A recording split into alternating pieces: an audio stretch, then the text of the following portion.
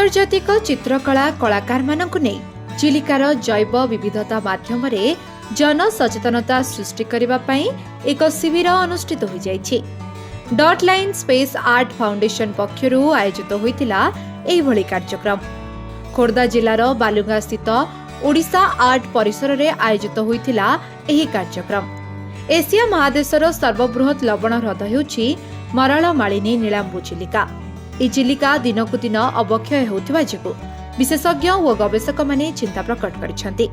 चिलिकार जैव विविधता को अक्षुण्ण रखिबा पई अंतर्जातीय स्तर रे समस्ते साधारण समाज को सचेतन करुथुवा बेले एबे कलाकार जहाँकि अंतर्जातीय कलाकार माने स्वतः आगभर होइछंती चित्रकला माध्यम रे सचेतनता सृष्टि करिसेंति।